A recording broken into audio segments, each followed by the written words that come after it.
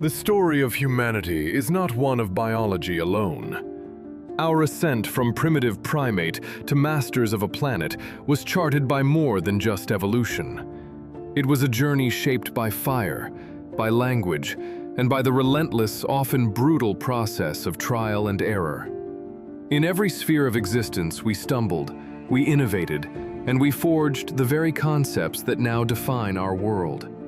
Of all these struggles, none is more fundamental, more intimate, than the battle against our own frailty. Today, when the body fails, we summon aid from a world of immense resources and miraculous technologies. A sterile clinic, a waiting ambulance, a pharmacy filled with cures for 1,000 ailments. These are the pillars of our modern existence.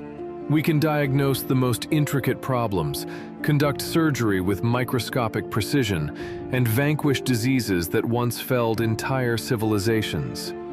It is almost impossible for us to conceive of a time, just a few heartbeats ago in the grand sweep of history, when a simple scratch could fester into a death sentence, when the common cold was a potential executioner. To understand how our ancestors survived is to peer into a fog of deep time, a world known to us only through fragments and inference.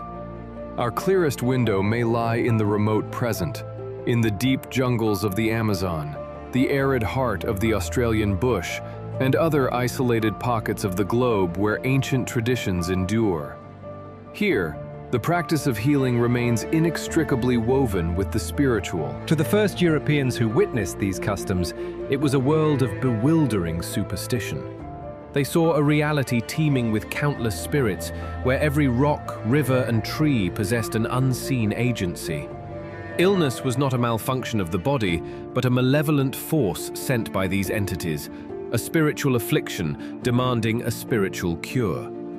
A sickness could be a curse whispered on the wind by a rival shaman, an imbalance that had to be rectified through ritual and incantation. Yet, to dismiss this as mere magic is to miss the deeper truth.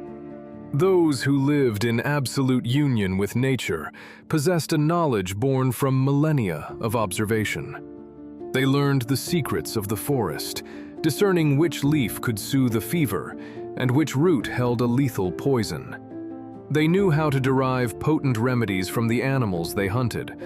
For a people in constant motion, a dislocated joint or a simple fracture was a common crisis, and they knew how to set bones with practiced skill. But for all their profound, earthbound wisdom, the specter of death was never far. This intimate knowledge of nature could only push back against the tide of mortality, never truly hold it at bay. Life for the hunter and the gatherer remained brutally, tragically short. Their world was the genesis of medicine, a place where the first desperate attempts to heal were a blend of empirical knowledge and profound faith. The very first steps on the long, arduous road we still walk today. In the grand theater of human existence, the arc of a life was for millennia a brief and brutal affair.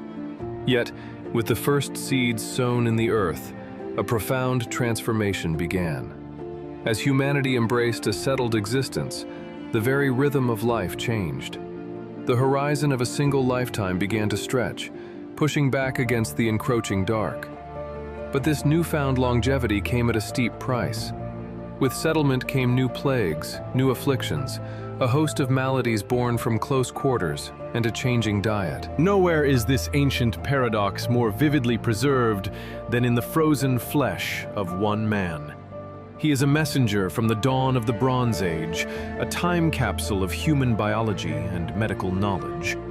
Science has given him a name, Ötzi the Iceman. In the year 1991, high in the Ötztal Alps, on the stark and windswept border of Austria and Italy, a melting glacier relinquished a secret it had held for 5 millennia. The body, exquisitely preserved by the ice, belonged to a man who had walked these mountains 5,300 years ago. His was a pivotal moment in history. Humanity was turning its back on the endless wandering of the nomad, embracing the toil and bounty of agriculture, raising crops and tending to livestock. He was a man prepared. At his side, a revolutionary tool, a copper-bladed axe, a symbol of a new era of technology. He carried a flint knife, a magnificent yew longbow, and was clad in expertly crafted garments of fur and leather. His deerskin pack held the essentials for survival: tinder for fire, cured ibex meat for sustenance, and something else, a small, carefully curated collection that served as a rudimentary field pharmacy. At the time of his death, he was a man of perhaps 45 years, a venerable age for his time. He stood roughly 165 centimeters tall, weighing a lean 50 kilograms. He was not a brute, but a sinewy and mobile survivor. Forensic analysis of his gear tells a violent tale. The blood of at least 4 other individuals stains his blade and his garments. This was no simple hunter.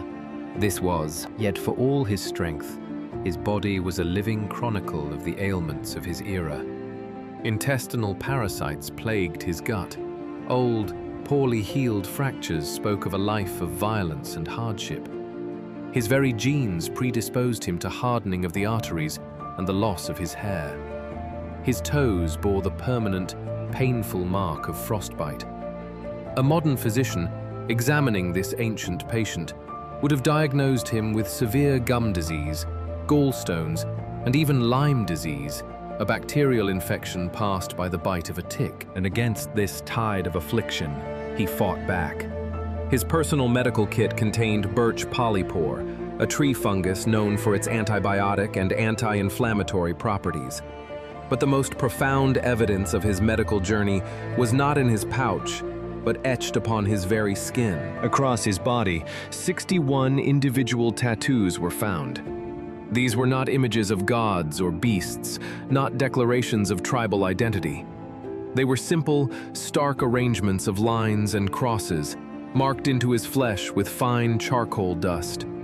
Their placement seemed haphazard, devoid of any discernible artistic pattern. They clustered around his lower back, his knees, his ankles, the very joints that, upon X-ray, revealed significant degenerative wear and arthritis. When researchers grouped these 61 marks into 19 distinct clusters, a breathtaking pattern emerged. Nearly 80% of them align with an almost impossible precision to the classical acupuncture points and meridians known to modern medicine. Points used to this day to treat the very ailments from which Ötzi suffered. This was not random scarification.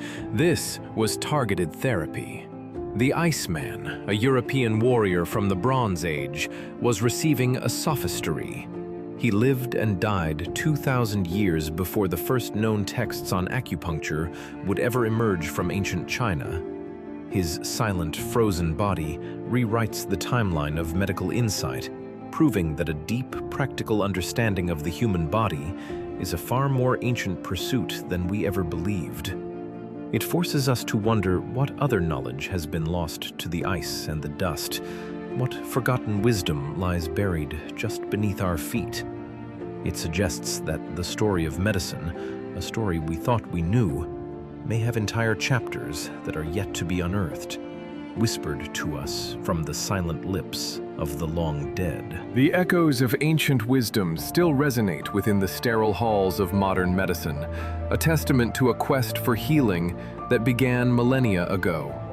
Before knowledge was systematized, before the scientific method was conceived, medicine was a disparate collection of folklore and desperate remedies.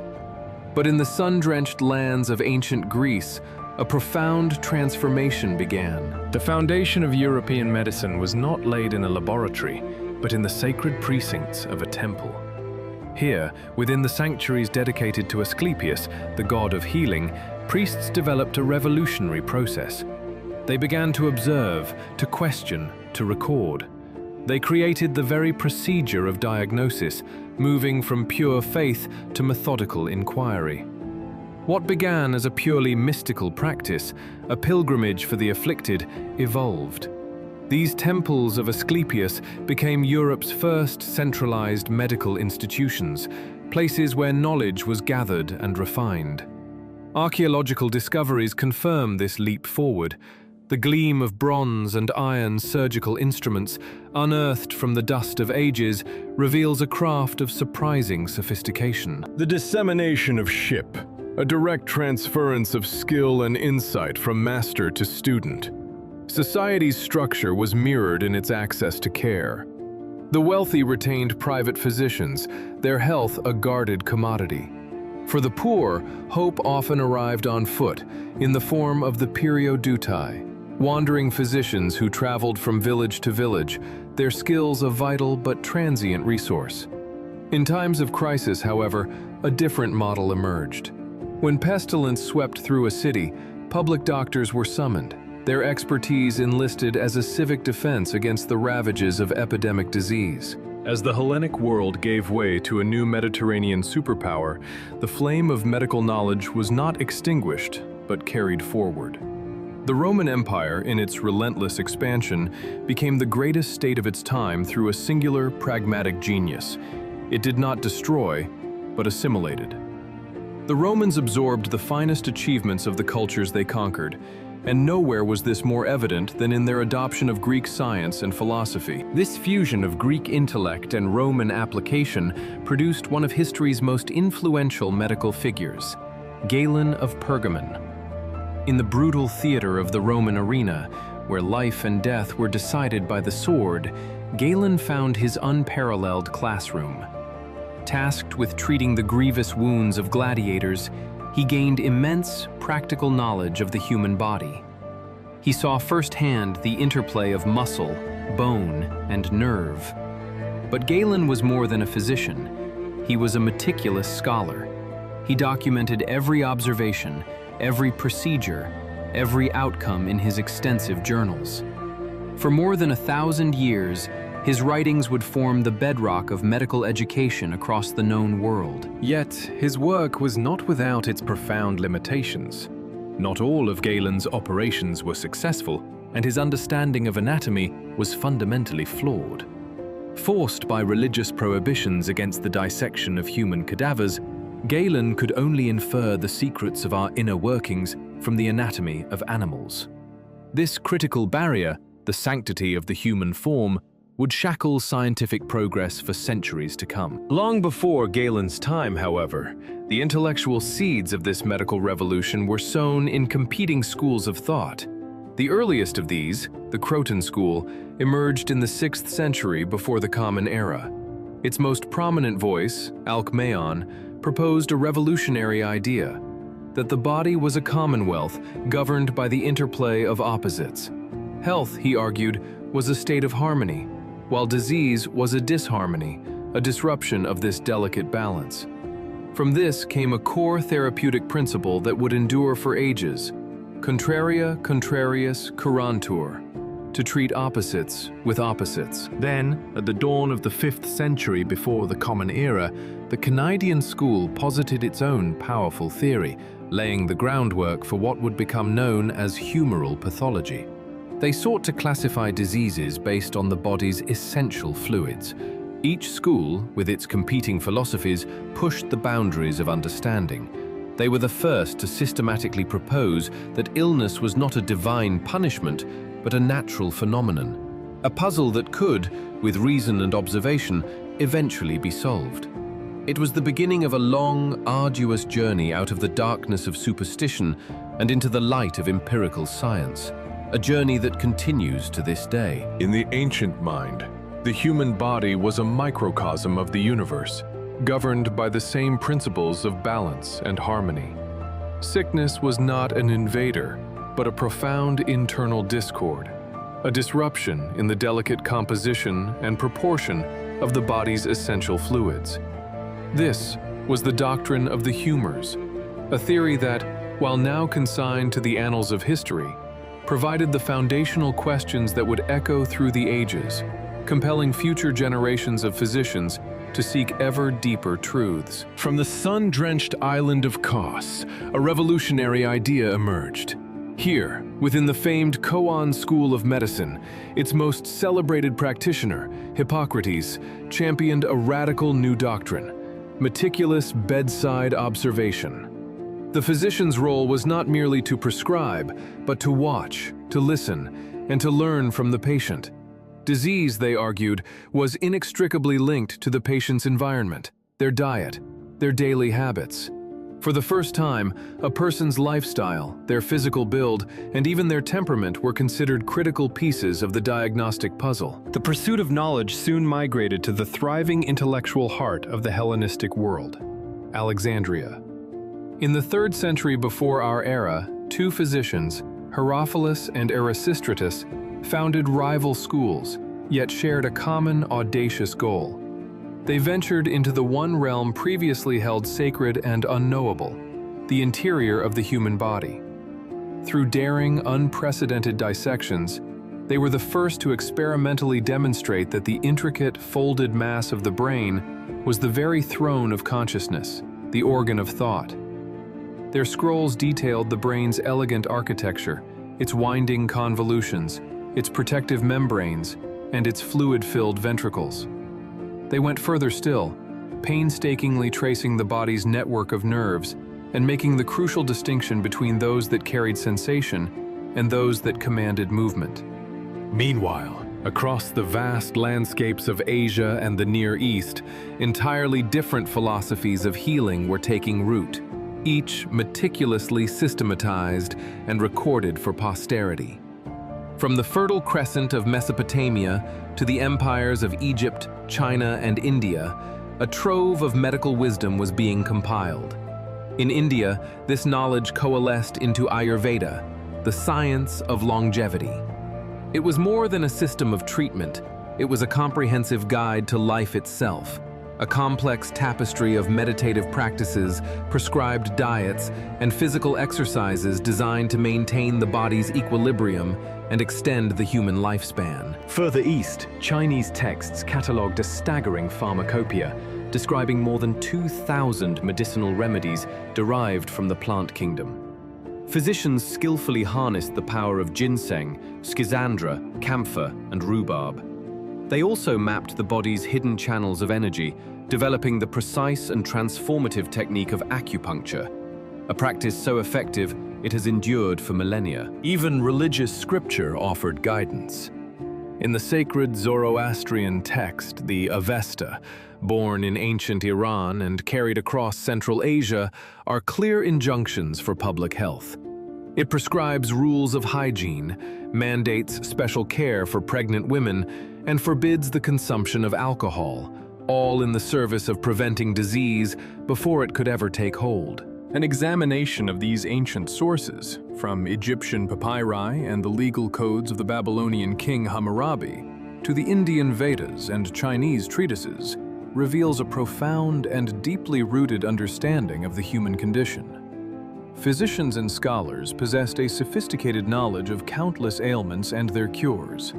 Their skill extended into the demanding realm of surgery, where PG pressure on the brain with astonishing precision.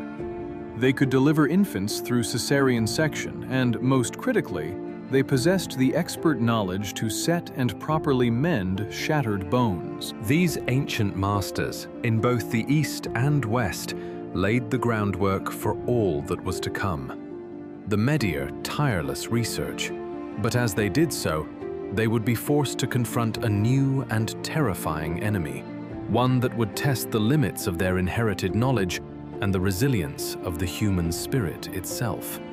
The long quest to understand and to heal was only just beginning. In the shadow of forgotten aqueducts, a new kind of city was born. Where Roman engineering had once delivered clean water and carried away waste, the medieval metropolis festered.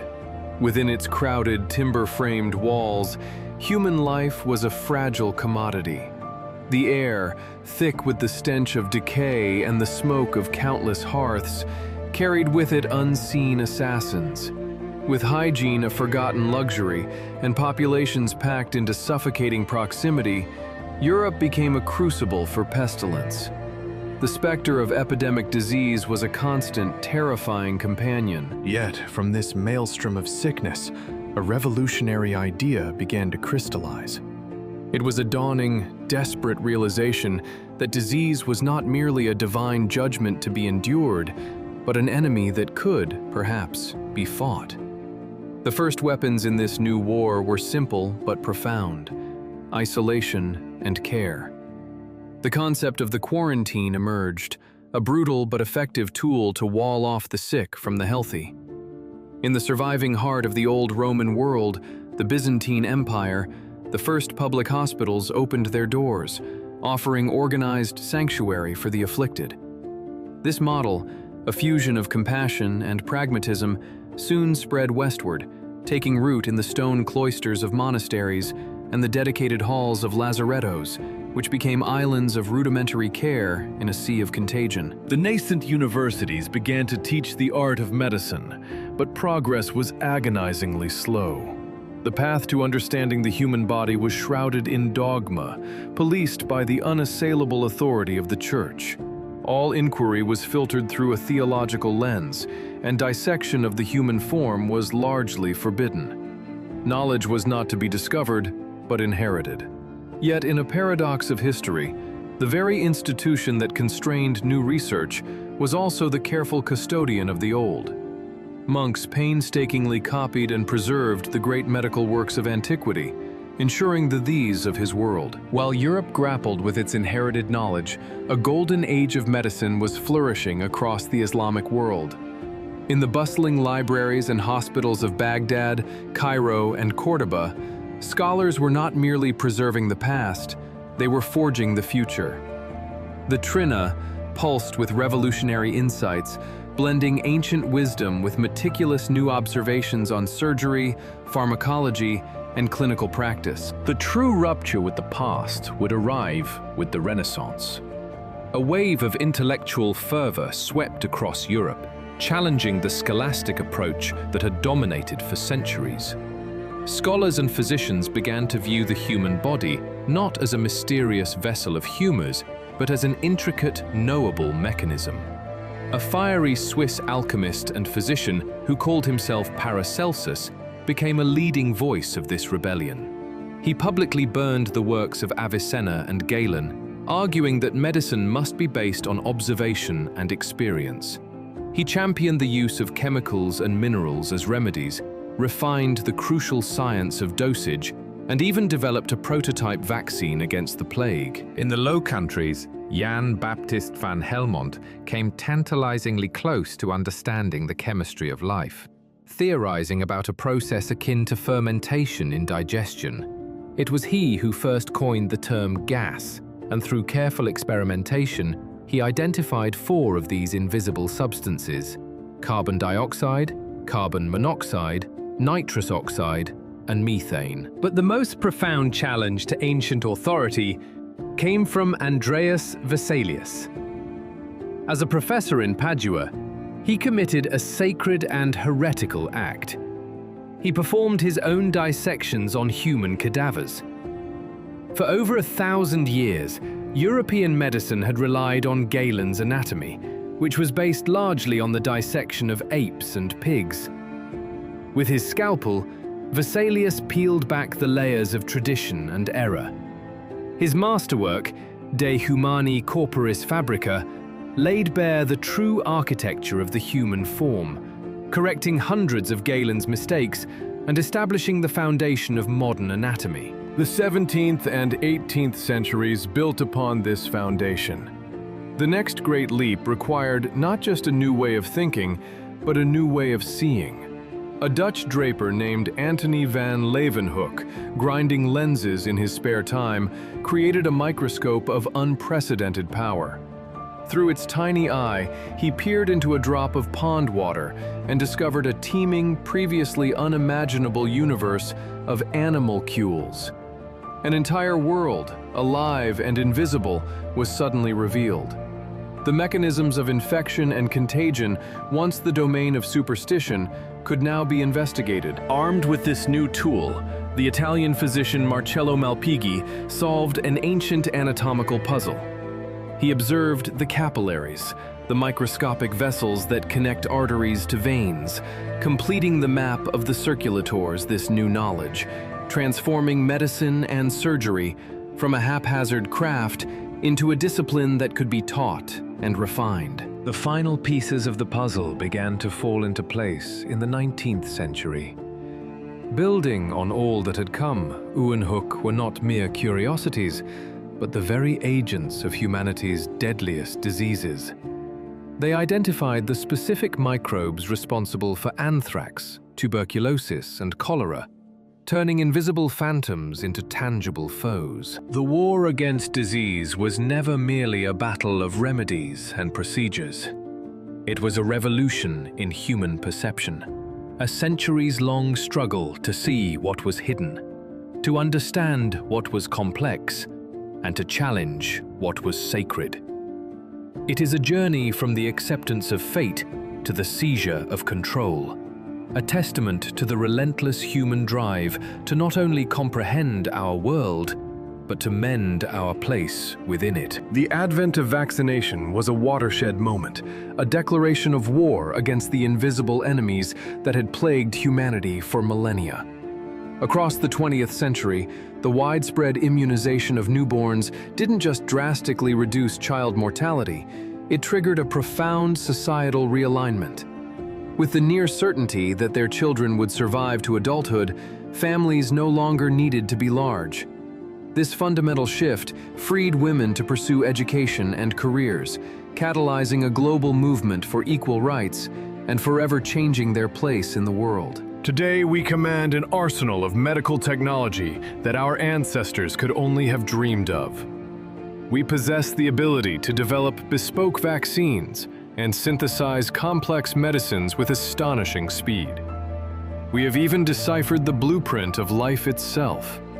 The complete mapping of the human genome allows us not only to identify hereditary diseases, but to contemplate the very editing of our DNA, the power to shape future generations. Humanity now stands at the threshold of its next great medical evolution. The challenge lies not in the science, but in our wisdom.